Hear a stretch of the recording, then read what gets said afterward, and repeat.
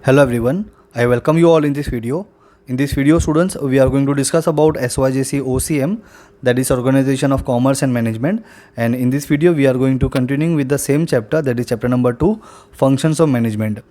Chapter number 2 functions of management, ये chapter students को थोड़ा डिफ़िकल्ट लगता है, इसलिए मैंने जितने भी फंक्शंस है वो सारे फंक्शंस के पॉइंटर्स के मैंने आपको कोड बना के दिए हुए, और जहाँ पे आपकी बुक के अंदर कुछ जो एक्सप्लेनेशन वाला पार्ट है वो डिफ़िकल्ट है, वहाँ पे मैंने उस पॉइंटर्स को अपने वे में थोड़ा आपके लिए इजी बना दिया है, सो दैट आपको समझ में आ जाए. ओके, तो ये सारे वीडियोस में जो मैं आपके लिए बना रहा हूँ एग्जैक्टली बुक में से सारी चीज़ें ली हुई नहीं है. हाँ, जो आपकी बुक में दिया हुआ है वो भी मैं एक्सप्लेन करता हूँ, साथ में जो एक्स्ट्रा मैंने दिया हुआ है आपको वो भी आपको एक्सप्लेन करूँगा, सो दैट आपका जो कंसेप्ट है वो 100% क्लियर हो जाए. ऑलराइट, चलो. So today we are going to discuss about directing. तो सबसे पहले देखते हैं डायरेक्टिंग होता क्या है. इंट्रोडक्शन लिखने के टाइम पे सबसे पहला चीज़ आपको लिखना होगा, directing is the function of management, क्योंकि फंक्शंस ऑफ मैनेजमेंट में आता है, तो पहला लाइन आपको मिल गया लिखने के लिए. उसके बाद में आप लिख सकते हो directing is the soul of management function. Simple, तो 2 लाइन आपको हो गई. पहला क्या लिखोगे, directing is the function of management, पहला पॉइंट मिल गया आपको. सेकंड क्या लिखोगे, directing is the soul of management function. Right, इसके बाद में आपको ये समझना है कि डायरेक्टिंग का मतलब क्या होता है. सो बेसिकली डायरेक्टिंग एक प्रोसेस होता है, तो आप क्या लिखोगे, डायरेक्टिंग इज़ द प्रोसेस. अभी कौन सा प्रोसेस होता है, सबसे पहला प्रोसेस होता है ये गाइडिंग का. गाइडिंग का मतलब होता है गाइड करना, किसी को कुछ बताना. ओके, गाइडिंग का फंक्शन होता है.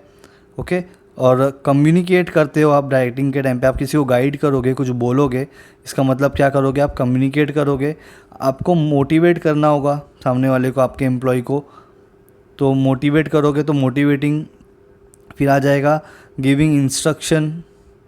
ओके, यू कैन से instructing. Right, and supervising, supervise करना. सो आप लिख सकते हो सुपरवाइजिंग. किसको करोगे, supervising the employees. Okay, employ मैं यहाँ पे लिख रहा हूँ आगे, सुपरवाइजिंग दी एम्प्लॉइज़. क्यों कर रहे हो आप इतना, आप क्या बोल रहे हो, directing is the process of guiding, communicating, motivating, instructing and supervising the employees. Why, to achieve goal of the organization. Clear, बस इतना भी आप लिखोगे तो आपको इंट्रोडक्शन का काम हो गया. क्या लिखोगे, फिर से एक बार रिपीट कर देता हूँ. Directing is the function of management, क्योंकि चैप्टर के अंदर आपको 6 फंक्शंस दिए हुए. राइट, तो उसमें से ये एक फंक्शन है, तो you can say directing is the function of management. दूसरी लाइन में आप तारीफ़ करो किसकी, डायरेक्टिंग की. किस तरीके से, directing is the soul of management functions. Right, इसके बाद में क्या बोलोगे, डायरेक्टिंग इज़ द प्रोसेस. क्या प्रोसेस है, to directing is the process of guiding, communicating, motivating, instructing and supervising the employees. Why, क्यों कर रहे हो इतना सब, to achieve goal of the organization. Very simple. चलो, तो ये है गाइड करना, यानी किसी को एक रास्ता बताना. कम्युनिकेट करना मतलब बातचीत करना. मोटिवेट करना उसको वर्क अच्छे से काम करने के लिए, उसको इंस्ट्रक्शन देना. और सुपरवाइज़ करना कि प्रॉपर तरीके से आपका एम्प्लॉय काम कर रहा है कि नहीं कर रहा है. ओके, और इतना सब आप क्यों करोगे, so that you can achieve the goal of the organization. Very clear. चलो, तो ये होता है आपका डायरेक्टिंग. अभी हम लोग आते हैं सीधा जो आपकी बुक में दिया हुआ है. इसके बाद में हम लोग देखेंगे जो आपकी बुक में नहीं दिया हुआ है. ओके, थोड़ा इजी वर्ड होगा, इजी लैंग्वेज में मैंने आपको एक्सप्लेन किया हुआ है, so that you can understand. चलो स्टार्ट करते हैं. सबसे पहला, directing is the soul of management function. पहला लाइन आपको मिल गया. Okay, it is the process. Okay, direct आप ऐसे भी लिख सकते हो, directing is the process of instructing, guiding, communicating, inspiring, motivating and supervising the employees. Why, to achieve predetermined goals of an organization. Pre determined मतलब जो पहले से ही डिसाइड किया हुआ गोल है आपका, उसको अचीव करने के लिए आप इतना काम कर रहे हो. देखो, इंस्ट्रक्शन दे रहे हो, गाइडिंग कर रहे हो, कम्युनिकेट कर रहे हो, इंस्पायर कर रहे हो आपके एम्प्लॉयज़ को, मोटिवेट कर रहे हो एम्प्लॉयज़ को, सुपरवाइज कर रहे हो एम्प्लॉयज़ को. Why, to achieve the goals of the organization. Right, चलो. So direction is a continuous function initiated at top level and flow to the lower level through organizational hierarchy. डायरेक्टिंग देना मतलब क्या, इंस्ट्रक्शन देना, गाइडिंग करना। तो organisation में हमने 11th में पढ़ा था 3 लेवल्स होते हैं, top level, middle level, lower level. तो जो टॉप लेवल होता है वही हमेशा इंस्ट्रक्शन देता है, गाइड करता है, बताता है कि किस तरीके से you have to perform the task. इसके लिए इसको बोलते हैं एक हायरार्की है। कहाँ से आता है, कहाँ से फ्लो होता है। टॉप लेवल जो है वो डायरेक्ट करता है किसको, लोअर लेवल को।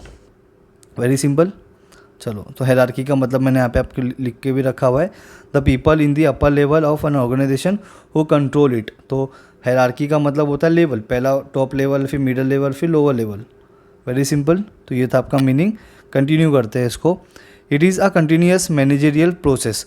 तो ये कंटिन्यूस मैनेजरियल प्रोसेस है, मतलब आप कंपनी में हो, एक बिजनेस कर रहे हो, तो वहाँ पे आपको डायरेक्टिंग तो हमेशा करना ही पड़ेगा। इसके लिए आप बोल सकते हो इजीली कि it is a continuous managerial process that goes और on throughout the tenure of the organization. जब तक ये बिजनेस होगा तब तक कि ये फंक्शन चलता रहेगा। That is why you can say directing is the continuous process. Okay, आगे। Director is the person who shows the correct path as well as guides the employees in solving the problems whenever necessary.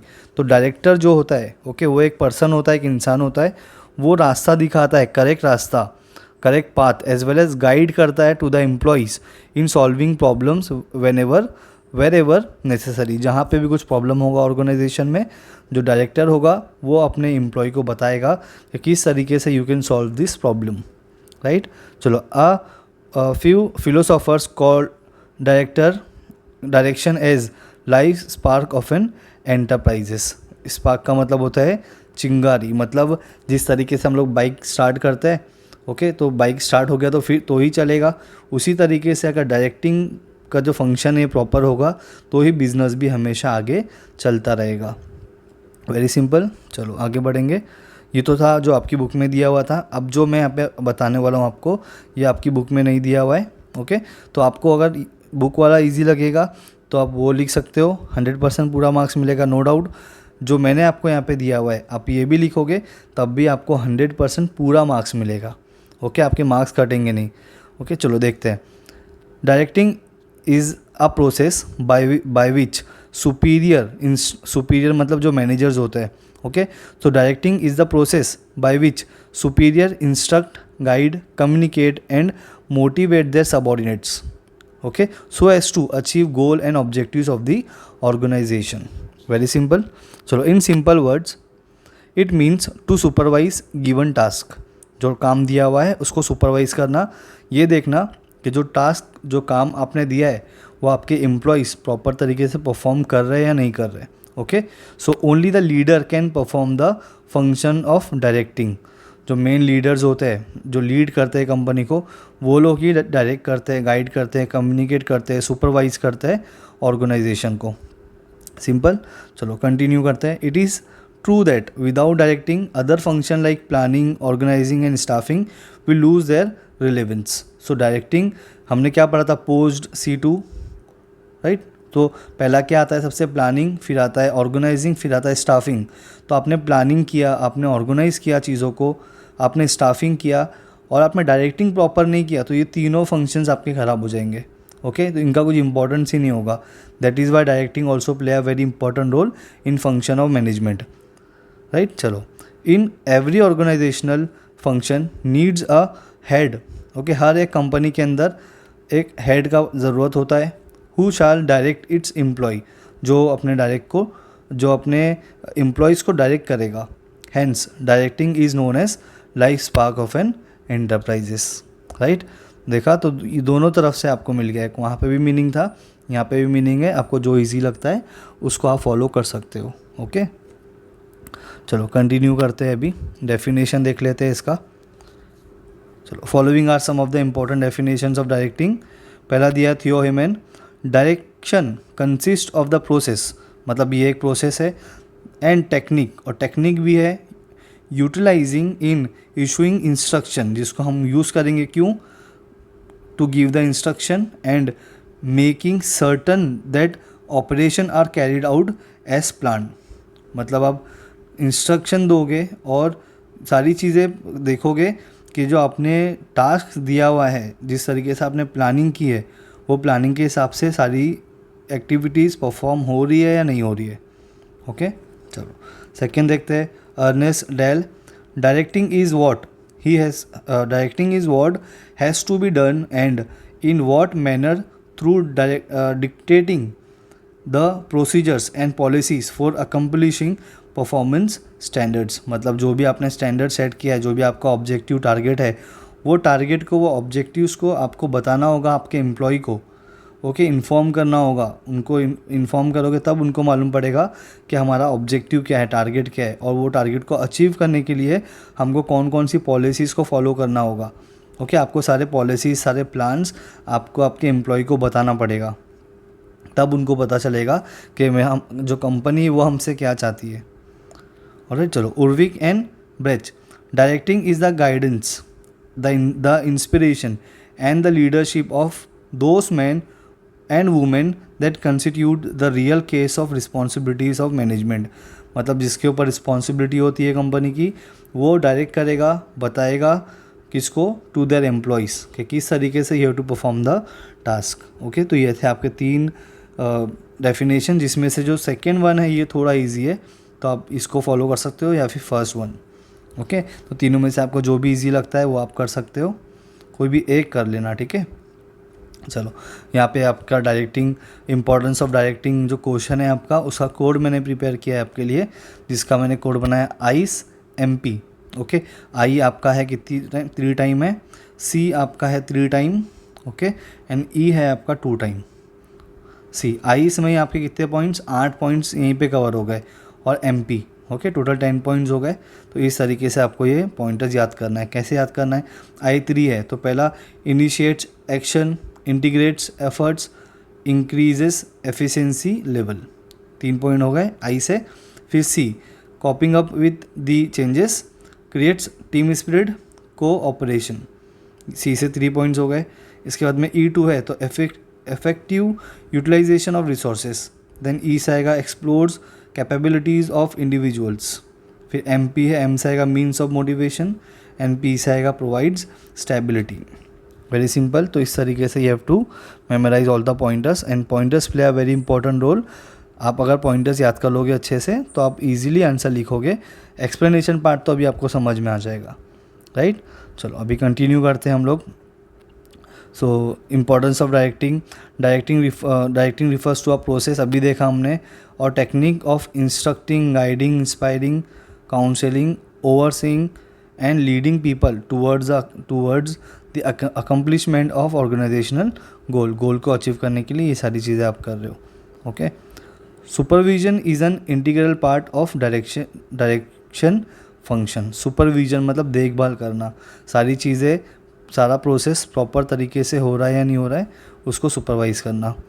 The director supervises employ by observation, जो director होगा वो supervise करेगा उसके employees को by observation, examining and reports and behaviour of employees. इस तरीके से एक जो डायरेक्टर होगा वो डायरेक्ट करेगा टू देयर एम्प्लॉयज़, राइट। चलो अभी स्टार्ट करते हैं हम लोग आपका। On the basis of the above definition, the importance of directing can be stated as follows. So किस तरीके से दिया हुआ आपको, point number 1 that is initiates action. So यहाँ पे जो आपको फर्स्ट पॉइंट ये दिख रहा है, ये पार्ट ये आपकी बुक में से दिया हुआ है, और ये पार्ट जो है वो मैंने आपके लिए बनाया so that you can understand this points easily, right. चलो सो अभी हम लोग कंटिन्यू करते हैं हमारा फर्स्ट पॉइंट।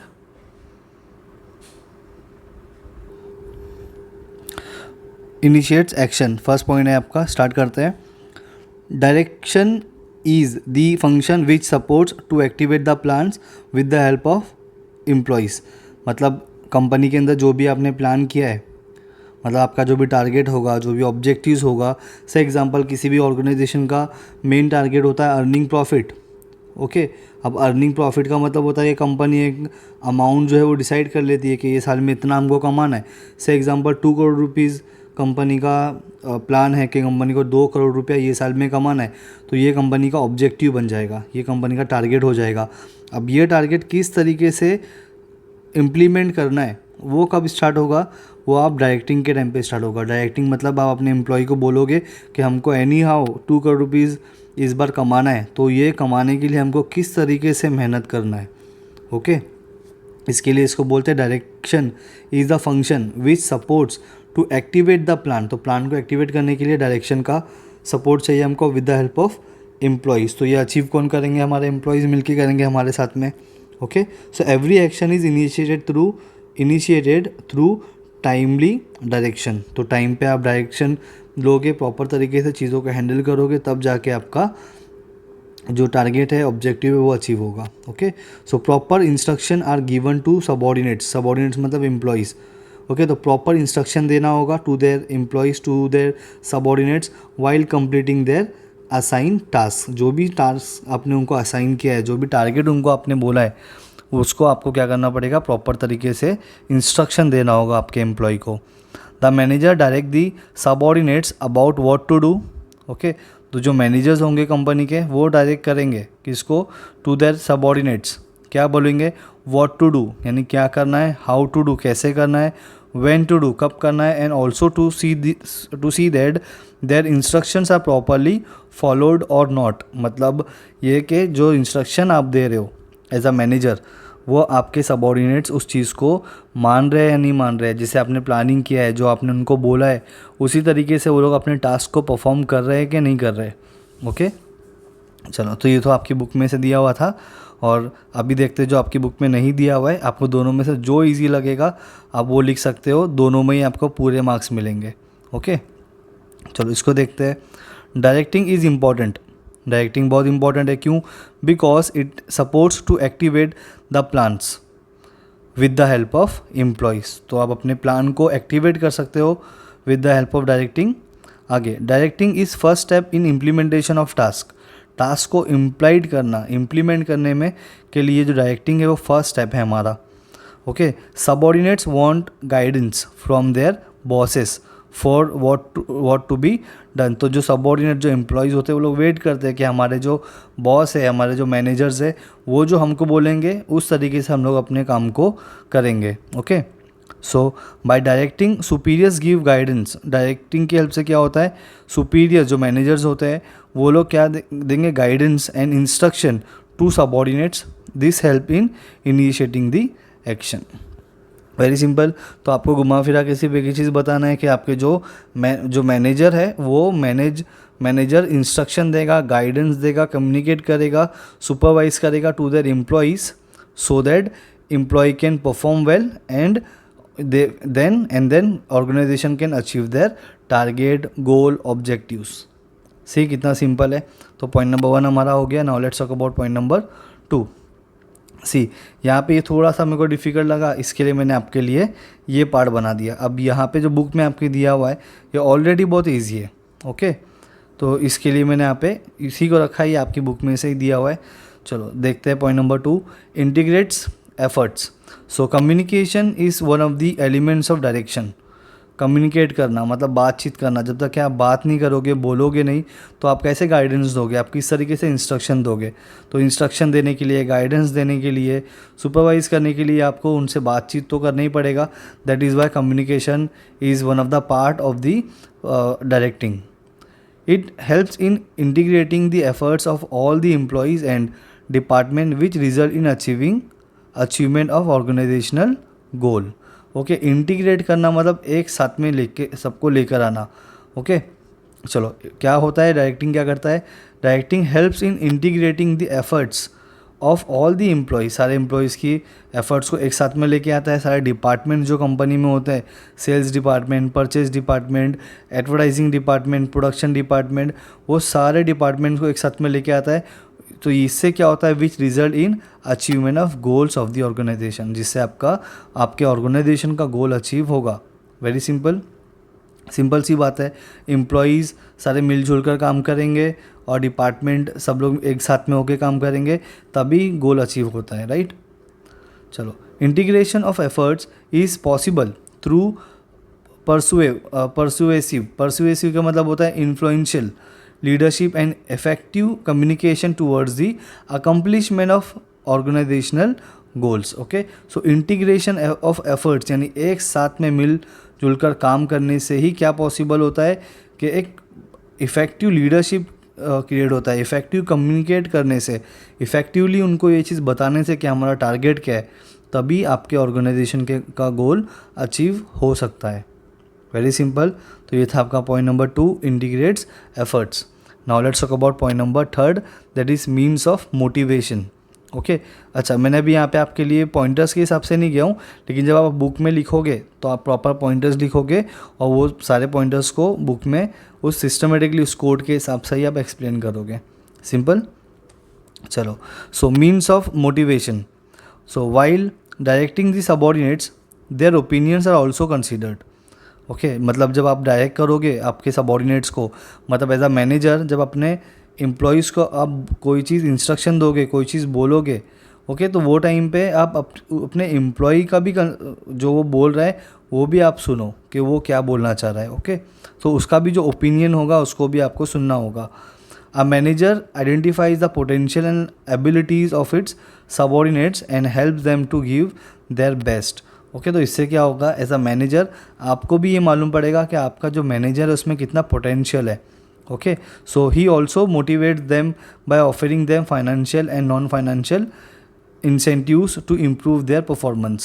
Okay, तो as a manager, as a businessman, you should motivate your employee. अब मोटिवेट कैसे होंगे? By giving them financial benefits. By financial मतलब उनको ऑन टाइम सैलरी, उनको इंसेंटिव्स, बोनस, ये सारी चीज़ें आप दोगे तो वो आपका जो सबऑर्डिनेट्स है, आपके जो एम्प्लॉयज़ है, वो लोग मोटिवेट हो जाएंगे. ओके, तो वो फाइनेंशियल में आएगा. नॉन फाइनेंशियल इंसेंटिव्स का मतलब क्या होता है कि उनका पोस्ट इंक्रीज़ करना. ओके, उनका लेवल इंक्रीज़ करना, तो उससे भी एक एम्प्लॉय जो है वो मोटिवेट होगा. ओके, तो इससे क्या होगा, मोटिवेट होके क्या होगा, टू इम्प्रूव देयर परफॉर्मेंस. तो जब वो लोग मोटिवेट हो जाएंगे उसके बाद में आपकी कंपनी का, आपके ऑर्गेनाइजेशन का जो प्रोडक्शन है वो इंक्रीज़ होगा. ओके, क्योंकि उनका परफॉर्मेंस अच्छा हो जाएगा आपके एम्प्लॉय का. It boost the moral of subordinates. तो मोरल मतलब अंदर से उनको ऐसा होगा कि ये हमारी कंपनी है, क्योंकि यहाँ पे हमारी भी बात सुनी जा रही है. ओके, तो ये सोचकर एम्प्लॉयज़ मोटिवेट हो जाएंगे. अगर मोटिवेट एम्प्लॉय हो जाएंगे तो दे विल परफॉर्म वेल, और अगर वो लोग अच्छे से काम करेंगे तो आपके ऑर्गेनाइजेशन का ऑब्जेक्टिव, गोल, टारगेट, एम अचीव होगा 100%. राइट. चलो आगे बढ़ते हैं. Now let's talk about point number 4, that is provide stability. Stability का मतलब होता है कि जमे हुए होना एक जगह पे. मतलब अगर आप कंपनी में काम कर रहे हो, आपको ये चीज़ का डर है कि आपको कोई निकाल देगा कल, तो वो हिसाब से आप डर के काम करोगे और ठीक से काम नहीं कर पाओगे. इसीलिए अगर आपको इतना पता होगा कि हाँ, ये कंपनी में जहाँ पे मैं काम कर रहा हूँ, ये लोग मुझे निकालेंगे नहीं कभी, हमेशा मैं इस कंपनी में रहूँगा और काम करता रहूँगा, तो वहाँ पे आपको एक मेंटली पीस होगा, एक स्टेबिलिटी होगी आपके पास. ओके, चलो देखते हैं ये पॉइंट को भी. आपकी जो बुक में दिया है वो भी देखेंगे और जो अलग से मैंने दिया है वो भी देखेंगे. पहले देखते हैं आपकी जो बुक में दिया हुआ है. Stability play significant role in the growth and survival of the organization. Okay, business के ग्रोथ के लिए और बिजनेस को सर्वाइव करने के लिए स्टेबिलिटी बहुत इंपॉर्टेंट है. Effective leadership, communication, supervision and motivation develop cooperation and commitment among the employee. So proper अगर आप इफ़ेक्टिव लीडरशिप दिखाओगे, अच्छे से इफ़ेक्टिवली बात करोगे आपके एम्प्लॉयज़ के साथ में, आपके सबऑर्डिनेट्स के साथ में, उनको प्रॉपर तरीके से सुपरवाइज़ करोगे, मोटिवेट करोगे, तो डेवलप होगा क्या, कोऑपरेशन एंड कमिटमेंट. कोऑपरेशन मतलब मिलजुल कर काम करना, एंड कमिटमेंट, वो लोग जो काम आपको बोलेंगे वो फटाफट वो लोग परफॉर्म कर देंगे. ओके, चलो. इट प्रोवाइड्स, इससे क्या होगा, it provides stability and create balance among various departments and groups. Okay, तो स्टेबिलिटी क्रिएट होगी. आगे ये भी आपकी बुक में से नहीं दिया हुआ है. ओके, इसको भी देख लेते हैं. For any organisation stability is very important.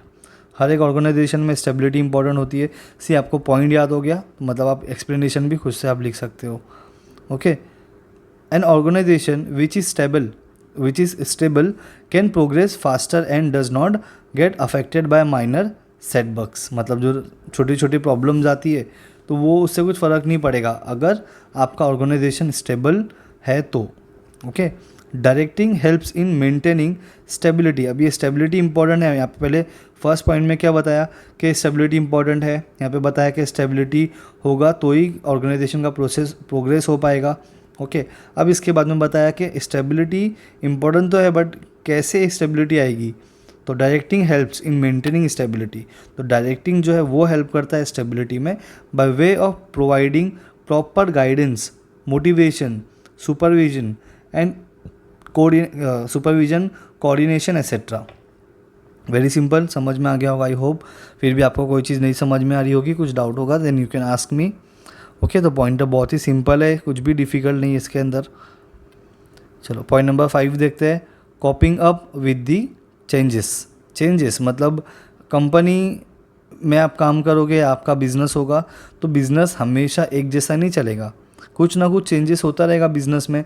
जिस तरीके से दुनिया का क्लाइमेट चेंज होता है, समर मानसून विंटर जैसे आपका चेंज होता है। ओके, तो उसी तरीके से बिज़नेस का भी जो प्रोसेस है, काम काज जो है, वो भी कहीं ना कहीं चेंज होता है, राइट। चलो, so factor of business environment are always changing. तो बिज़नेस इन्वायरमेंट जो है वो हमेशा चेंज होता रहता है, क्योंकि हमने पढ़ा था 11th में, याद करो, जब भी OCM में बिज़नेस इन्वायरमेंट 2 पार्ट में डिवाइड है। एक इंटरनल बिजनेस इन्वायरमेंट है और एक एक्सटर्नल है। इंटरनल जो है वो कंपनी के हाथ में होता है, लेकिन एक्सटर्नल जो होता है वो कंपनी के हाथ में नहीं होता है, राइट। तो वही यहाँ पे दिया है, factor of business environment are always changing, adopting to the environmental changes. उस चीज़ को एडॉप्ट करना, अपनाना इज़ नेसेसरी, बहुत ज़रूरी है for the growth of the organization. अगर आपको आपकी कंपनी को ग्रो करना है, तो उसके लिए जो भी चेंजेस हो रहा है उसको आपको एडॉप्ट करना पड़ेगा, मतलब अपनाना पड़ेगा। Okay, so with the help of motivation, proper communication and leadership, the employee can clearly understand the nature of change. Okay, तो आपको आपके एम्प्लॉय को बताना पड़ेगा कि किस तरीके क्या क्या चेंजेस हुआ है। Okay, and also positive outcome of adopting to the changes. तो इससे क्या होगा, पॉजिटिव चेंजेस आप करोगे तो आपके ऑर्गेनाइजेशन का गोल, एम, ऑब्जेक्टिव, टारगेट, जो वर्ड आपको यूज़ करना आप यूज़ कर सकते हो, वो आपका अचीव होगा। Very simple. चलो, अभी आपकी जो बुक में नहीं दिया वो भी एक बार देख लेते हैं। दोनों में से आपको जो ईजी लगेगा वो आप लिख सकते हो एग्ज़ाम में। ओके, चलो, changes is the law of nature, मतलब नेचर का लॉ है, हमेशा कुछ ना कुछ चेंज होता रहता है। There are many factors which change because of environment. तो बिजनेस में बहुत सारे फैक्टर्स होते हैं जो जिसमें चेंजेस होते रहती है। क्यों? Because of the environment, right. So it is very important to adopt the environmental changes. So ये बहुत ज़रूरी, देखो चेंजेस तो हो रहा है बिकॉज ऑफ द नेचर, तो जो भी चेंजेस हो रहा है ये बहुत ज़रूरी है कि आप उस चेंजेस को अडॉप्ट कर सको। Okay, which help in growth of the organization. तो ये आपकी हेल्प करेगा आपके ऑर्गेनाइजेशन को ग्रो होने के लिए। ओके, तो with the help of proper communication, motivation and effective leadership, the employees can easily and clearly understand the nature of changes. Okay, तो अगेन आपको सेम चीज़ बताना है कि proper communication, motivation and effective leadership दिखाकर आप अपने employ को motivate कर सकते हो। ओके, और आप उसको बता सकते हो कि क्या क्या चेंजेस हुआ है और ये चेंजेस में आपको किस तरीके से आपके काम को, आपके टास्क को परफॉर्म करना है। ओके, चलो, by motivating the employees and proper communication with employees and enterprise can get positive outcome with changes. Okay, तो चेंजेस जो भी हो रही हो, लेकिन अगर आप अपने एम्प्लॉय से प्रॉपर तरीके से कम्युनिकेट करोगे, if you communicate with your employee effectively, then जो भी चेंजेस होगा that changes will come positively. Okay, मतलब उससे कंपनी का फ़ायदा होगा। Very clear. चलो आगे बढ़ेंगे। अब देखते हैं point number 6, that is effective utilization of resources. ये पॉइंट बहुत इंपॉर्टेंट है because planning, organizing, staffing, directing, coordinating, controlling, सब में आपको ये आता ही है। ओके, दैट इज़ वाई ये पॉइंट तो आपको 100% एग्ज़ाम में लिखना ही है। ओके, चलो, direction involves assigning duties and responsibilities to everyone. तो अब हमने क्या सीखा था? Directing means what? Directing is the process of communicating, inspiring, instructing, guiding to their employees. तो गाइड कर रहे हो, इंस्ट्रक्शन दे रहे हो। ओके, तो वही यहाँ पे फिर से देखो वही चीज़ है। Direction involve assigning duties and responsibilities to everyone. Proper instruction and system are develop to avoid wastages. Duplication of efforts etcetera. अगर आपने प्रॉपर तरीके से इंस्ट्रक्शन दिया तो बार बार एक ही चीज़ को नहीं करना पड़ेगा। आपके एम्प्लॉय को आपने एक ही बार अच्छे से बता दिया सारा काम और वो अच्छे से वो काम को परफॉर्म करेगा। चलो, subordinates are guided to utilize the resources. Okay, तो सबऑर्डिनेट जो है मतलब जो एम्प्लॉयज़ है, एज अ मैनेजर आपको उसको बताना पड़ेगा कि किस तरीके से you have to utilize the resources. Okay, man, machine, material and money in the maximum possible way. तो मशीन को, मटेरियल को, मैन को, मनी को प्रॉपर तरीके से आपको यूज़ करना होगा। इट हेल्प्स, तो इससे क्या होगा, it helps in reducing cost. तो उससे आपका कॉस्ट जो है, जो खर्चा है वो कम होगा, और जब खर्चा कम होगा तो क्या इंक्रीज़ होगा, प्रॉफिट इंक्रीज़ होगा। Very simple. ओके, तो पहला ये भी आप कर सकते हो, या तो आपकी जो बुक में नहीं दिया हुआ है वो भी एक बार हम देख लेते हैं। चलो, so with the help of directing proper guidance can be given to employees. So directing की वजह से आप प्रॉपर गाइडेंस दे सकते हो to their employees. With the help of directing proper method of performing the given task can be explain to the subordinates. तो directing की help से आप सही मेथड यूज़ करते हुए आप अपने एम्प्लॉयज़ को ये बता सकते हो कि किस तरीके से आप इस टास्क को परफॉर्म कर सकते हो। Okay, so this helps to reduce the wastages and resources can be utilize effectively. तो आपका वेस्टेजेस कम होगा और जो रिसोर्सेज है आपके उसको आप प्रॉपर तरीके से इफेक्टिवली यूटिलाइज कर सकते हो। So this will help to achieve the goal of the organization. तो इससे क्या होगा, ऑर्गेनाइजेशन का गोल अचीव होगा, राइट। तो मैंने आपको पहले भी बताया हुआ पॉइंट, जब हम इस चैप्टर का पार्ट 1 हमने किया था, मैंने तभी बता दिया था आपको, यहाँ पे जितनी भी चीज़ें होगी वो होगी to achieve the goal of the organization. Okay, तो अगर आप अपना पॉइंटर्स खुद से भी बनाओगे और सारे पॉइंटर्स में भी ये वर्ड डालोगे to achieve the goal of the organization, तो वो 100% करेक्ट होगा, गलत होगा ही नहीं, और आपको पूरे मार्क्स मिलेंगे। चलो, बात करते हैं point number 7, that is creates team spirit. जब आप आपके एम्प्लॉय को गाइड करोगे, कम्युनिकेट करोगे, उसके साथ में उसको इंस्पायर करोगे, मोटिवेट करोगे, तो यहाँ पे क्या होगा, टीम स्पिरिट होगी, सारे लोग मिलजुल कर काम करेंगे। Very simple. चलो देख लेते हैं इसको भी। Create team spirit. Direction focuses on motivating the subordinates. तो डायरेक्टिंग किस पे फोकस करता है, मोटिवेट करने में उसके एम्प्लॉयज़ को फॉर ग्रुप एफर्ट्स, ताकि सब लोग मिलजुल कर काम करें। ग्रुप एफर्ट्स और team spirit play vital role in success of an organization then individual efforts. मतलब एक अकेला पर्सन काम करेगा तो आपका गोल अचीव होने के चांसेस नहीं है, लेकिन ग्रुप मिलकर काम करेंगे, सब लोग एक साथ में होकर काम करेंगे तो ऑर्गेनाइजेशन को सक्सेस मिलेगा। Therefore, the role of manager as a director play a very important role in guiding and motivating the employee to achieve the predetermined goals. Very simple. चलो, ये दिया था आपकी बुक में। अभी देखते हैं जो आपकी बुक में नहीं दिया हुआ है, दोनों में से जो आपको इजी लगेगा वो आप कर सकते हो। चलो देखते हैं। For long term success of the organization team work play a very important role.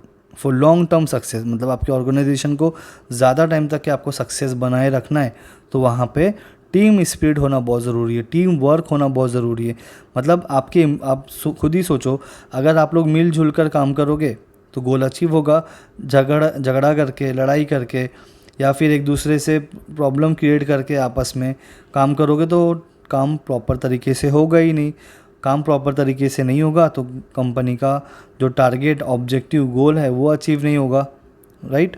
चलो, for long term success of the organization team work play a very important role. पहला बता दिया। A single person can not achieve the goal of the organization. Very simple.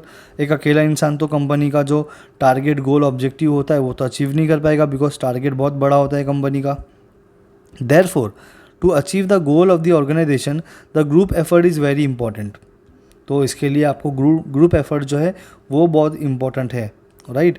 So proper directing by the manager helps in developing team spirit within the organization. तो यहाँ पे आता है manager. Okay, तो manager proper direct करेगा to their employees. Okay, तो उससे team spirit create होगा कंपनी के अंदर, और फिर आपका जो गोल है वो अचीव होगा। Directing play a very important role in guiding and motivating the employees to achieve predetermined goals. Very simple. See सब में ये पॉइंट सेम आ रहा है, to achieve the goals of the organisation, या ऐसे लिख दो, या फिर जैसे दिया हुआ है to achieve the predetermined goals. Okay, तो इस तरीके से भी आप लिख सकते हो। तो हो गया point number 7 finish. Now let's talk about point number 8 जो बुक में से आपके दिया हुआ है, बहुत ही सिंपल पॉइंट है ये भी। Explores capabilities of individuals. So every individual has various capabilities और potentials in addition to their formal qualification. जो उनका एजुकेशन है उसके अलावा हर एक इंडिविजुअल में कुछ ना कुछ एक एक्स्ट्रा क्वालिटी होती है। ओके, आप में भी होगी लेकिन हमको पता नहीं होता है कभी कभी वो चीज़। Okay, so direction helps to identify and utilize their their abilities for best performance by encouraging and motivating them, just like a leader. So as a leader, as a manager of the organization, I should direct to my employees in such a way so that they can encourage with my word and they can get motivated with my words. अब जब वो लोग motivate हो जाएंगे तो very simple, again the same thing, the goals of the organization can be achieved, right? तो ये था आपका point number 8। Now let's talk about point number 9 that is increases efficiency level. तो एफिशिएंसी लेवल को increase करना। चलो, efficiency मैंने आपको पहले बताया था, ये एक पॉजिटिव वर्ड है। एफिशिएंसी का मतलब होता है बढ़ना, किसी चीज़ का इंक्रीज होना। प्रॉफिट, एक फर्स्ट ईयर में आपको प्रॉफिट हुआ 1 लाख रुपए का, ओके, सेकेंड ईयर में आपको प्रॉफिट हो गया 2 लाख रुपए का, तो आपका प्रॉफिट इंक्रीज हुआ। ओके, तो इसी को बोलते हैं एफिशिएंसी इन प्रॉफिट। चलो आगे देखते हैं। Guidance and motivation is given to subordinates to perform at their best. Okay, तो एक ऑर्गेनाइजेशन में आपके सबॉर्डिनेट्स का परफॉर्म करेंगे, जब आप उनको प्रॉपर गाइडेंस दोगे, मोटिवेशन दोगे, तो वो अच्छे से काम करेगा। Being a leader, as a leader, team spirit created by the manager as well as proper technique of supervision are used. Okay, तो सुपरवाइज करने की प्रॉपर टेक्निक यूज़ होगी, और जो मैनेजर होगा वो प्रॉपर तरीके से आप अपने एम्प्लॉय को डायरेक्शन देगा, लीड करेगा। Okay, so it works positively and results into enhancing the efficiency level of the whole organization. Okay, तो उससे जो ऑर्गेनाइजेशन का एफिशिएंसी है वो इंक्रीज़ होगा। तो ये तो आपका था बुक में से, अभी आपकी बुक में से नहीं दिया हुआ, वो भी देख लेते हैं। तो जो आपको ईजी लगेगा वो आप फॉलो करो। The motivated employee work more faster and they give their best to achieve the goal of the organization. मतलब जो मोटिवेटेड एम्प्लॉय होगा वो लोग अच्छे से और फास्ट काम करेंगे, और जो मोटिवेटेड नहीं होगा वो फास्ट काम नहीं करेगा। Directing give guidance and motivates the employee which result in high efficiency in performing the task. तो डायरेक्टिंग क्या करता है, गाइडेंस देता है, मोटिवेट करता है, जिसकी वजह से आपके एम्प्लॉयज़ जो है, जो आपके सबऑर्डिनेट्स है, they will perform there task in a effective manner, right? तो उससे ऑर्गेनाइजेशन का गोल अचीव होगा। चलो लास्ट पॉइंट दिया हुआ है आपको, कोऑपरेशन। कोऑपरेशन का मतलब होता है आपस में, सबसे पहली बात तो ऑर्गेनाइजेशन में लोग बहुत सारे होते हैं, ग्रुप्स होते हैं और बहुत सारे डिपार्टमेंट्स होते हैं। तो सारे डिपार्टमेंट्स मिलजुल कर प्रॉपर तरीके से कोऑर्डिनेट करते हुए, कोऑपरेशन करते हुए, एक दूसरे की बातों को सुनते हुए, एक दूसरे को सजेशन देते हुए जब काम करेंगे तो ऑर्गेनाइजेशन का गोल अचीव होगा।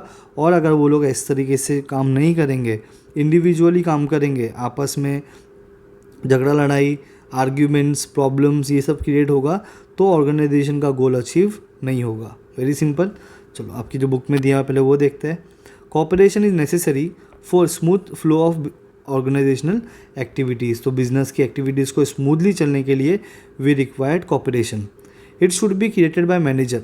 तो कौन करेगा ये क्रिएट?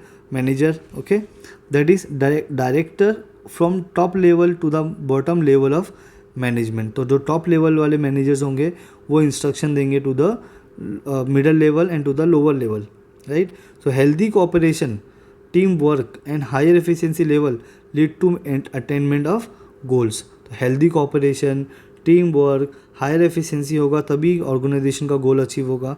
दस, directing to subordinates is a basic management function that includes building an effective work climate through motivation. So proper motivate करके जो एक अच्छा इन्वायरमेंट बनेगा कंपनी के अंदर, उसकी वजह से आपके employees they will perform well, और जब वो लोग अच्छे से काम करेंगे तो ही ऑर्गेनाइजेशन का गोल अचीव होगा। ओके, चलो जो आपकी बुक में नहीं दिया हुआ है वो भी देख लेते हैं। Cooperation play a very important role for smooth functioning of the organisation. Directly simple word में, cooperation play a very important role in for smooth functioning of the organization. There are many departments in every organization. Okay हर एक organisation में बहुत सारे departments होते हैं. So coordination between all the department is very important. इस वजह से सारे डिपार्टमेंट्स में आपस में मिलजुल कर कोऑपरेट करके काम करना बहुत इंपॉर्टेंट है. Directing plays a very major and important role in healthy cooperation, teamwork and higher efficiency through proper coordination between all the departments.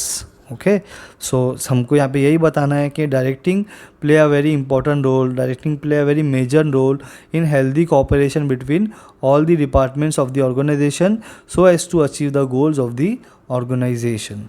ठीक है. सी आप अपने से भी आपका पॉइंटर्स बना सकते हो, but it should B relevant. मतलब जो है पॉइंटर उसको आपको एक्सप्लेन करना है. राइट. तो ये था आपका पॉइंट नंबर 10. तो यहाँ पे हमारा जो डायरेक्टिंग वाला पार्ट है वो भी फिनिश हो गया है. I hope you understood the entire discussion. आपको कहीं पे भी कोई भी डाउट होगा, कोई भी वर्ड आपको नहीं समझा होगा, then you can ask me in comment section. Alright. So मिलते हैं नेक्स्ट लेक्चर में. Till then bye all, take care.